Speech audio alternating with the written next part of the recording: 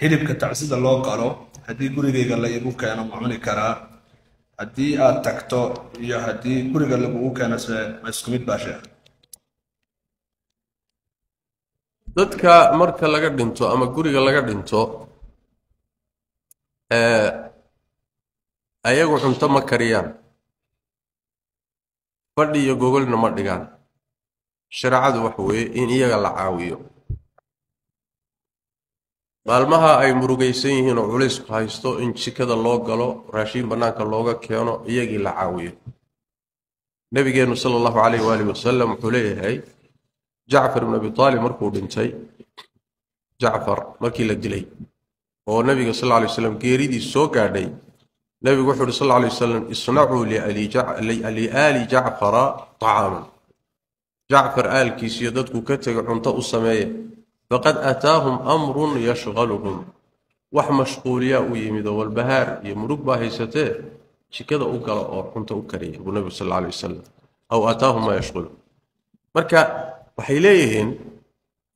dadkii iyagii mashquulsan oo murugaysan oo walbahaarsan oo dhibaataysan yaa haddana inta gogol la dhex dhigto baa haddana iyagii jikada galaya oo la dul fadhinaya oo la culaysinaya sax ma jariir ibn abdullah al-bajali wuxuu leeyahay kunna na'uddu al-ijtimaa'a ila ahli al-mayyit wa san'atuhum at-ta'ama lin-nas min an-niyaha kulanka guriga laga dhintay la isugu imaanayo iyo cuntada lagu karsanayo waxaanu ku tirin jirnay jariir ibn abdullah wa saxaabi waxaan ku tirin jirnay baroortii shariicadu diiday bay inay ka mid tahay ayaan ku tirin jirnay marka waa khalad culimada iyo madaahibtuna way qabaan intooduba dhammaantood madaahibta afarta waxay qabaan inay bidca tahay shariicada khilaafsan mar hadday sidaas tahay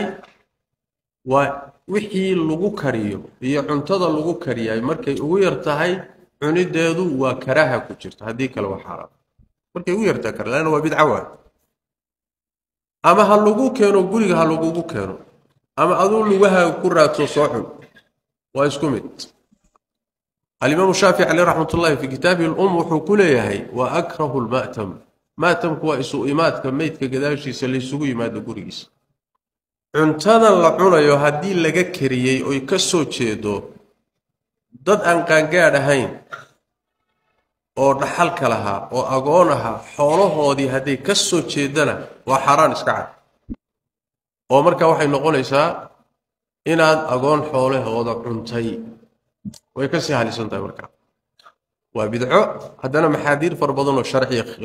yaani wax way xambaarsan way marka si loo gooyo waa in arinta iyada aadan wax ku darsan cuntadeedana ha cunin hadii lagu keenan iska celi wallahu a'lam